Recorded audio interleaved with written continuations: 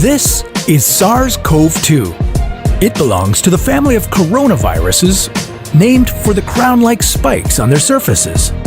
SARS-CoV-2 can cause COVID-19, a contagious viral infection that attacks primarily your throat and lungs. What actually happens in your body when you contract the coronavirus? What exactly causes your body to develop pneumonia? And how would a vaccine work? The coronavirus must infect living cells in order to reproduce. Let's have a closer look. Inside the virus, genetic material contains the information to make more copies of itself. A protein shell provides a hard protective enclosure for the genetic material as the virus travels between the people it infects. An outer envelope allows the virus to infect cells by merging with the cell's outer membrane. Projecting from the envelope are spikes of protein molecules. Both a typical influenza virus and the new coronavirus use their spikes like a key to get inside a cell in your body, where it takes over the cell's internal machinery, repurposing it to build the components of new viruses. When an infected person talks, coughs, or sneezes, droplets carrying the virus may land in your mouth or nose and then move into your lungs. Once inside your body, the virus comes in contact with cells in your throat, nose, or lungs. One spike on the virus inserts into a receptor molecule on your healthy cell membrane like a key in a lock. This action allows the virus to get inside your cell. A typical flu virus would travel inside a sac made from your cell membrane to your cell's nucleus that houses all its genetic material. The coronavirus, on the other hand, doesn't need to enter the host cell nucleus. It can directly access parts of the host cell called ribosomes. Ribosomes use genetic information from the virus to make viral proteins, such as the spikes on the virus's surface. A packaging structure in your cell then carries the spikes in vesicles which merge with your cell's outer layer, the cell membrane. All the parts needed to create a new virus gather just beneath your cell's membrane. Then, a new virus begins to bud off from the cell's membrane. Now, with the virus spreading in your body, how can you develop pneumonia symptoms? For this, we'll have to look into your lungs. Each lung has separate sections called lobes. Normally, as you breathe, air moves freely through your trachea or windpipe, then through large tubes called bronchi, through smaller tubes called bronchioles, and finally into tiny sacs called alveoli. Your airways and alveoli are flexible and springy. When you breathe in, each air sac inflates like a small balloon. And when you exhale, the sacs deflate. Small blood vessels called capillaries surround your alveoli. Oxygen from the air you breathe passes into your capillaries, and then carbon dioxide from your body passes out of your capillaries into your alveoli so that your lungs can get rid of it when you exhale. Your airways catch most germs in the mucus that lines your trachea, bronchi, and bronchioles.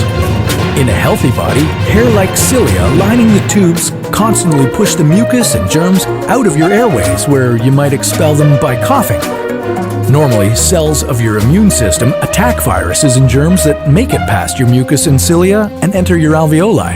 However, if your immune system is weakened, like in the case of a coronavirus infection, the virus can overwhelm your immune cells, and your bronchioles and alveoli become inflamed as your immune system attacks the multiplying viruses. The inflammation can cause your alveoli to fill with fluid, making it difficult for your body to get the oxygen it needs. You could develop lobar pneumonia, where one lobe of your lungs is affected, or you could have bronchopneumonia that affects many areas of both lungs. Pneumonia may cause difficulty breathing, chest pain, coughing, fever and chills, confusion, headache, muscle pain, and fatigue. It can also lead to more serious complications. Respiratory failure occurs when your breathing becomes so difficult that you need a machine called a ventilator to help you breathe. These are the machines that save lives and that medical device companies currently ramp up production for. Whether you would develop these symptoms depends on a lot of factors, such as your age and whether you already have an existing condition.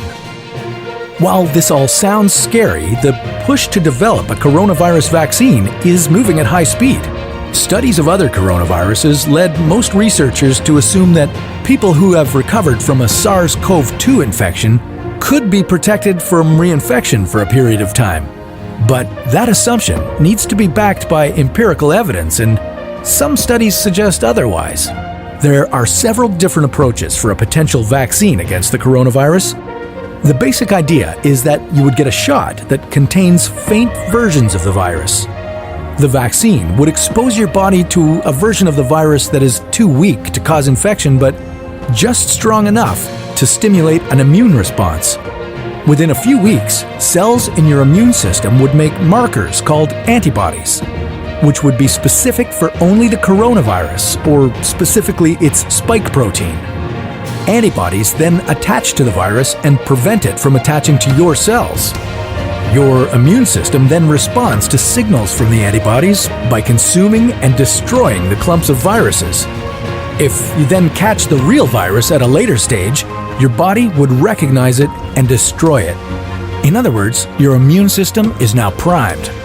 Collecting evidence on whether this will be possible, safe, and effective is part of what's taking researchers so long to develop a vaccine. It's a race against time to develop a vaccine amid a pandemic. Each step in vaccine development usually takes months, if not years. An Ebola vaccine broke records by being ready in 5 years. The hope here is to develop one for the new coronavirus in a record-breaking 12 to 18 months.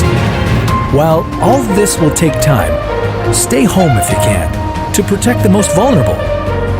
And don't forget to wash your hands for at least 20 seconds and as often as possible.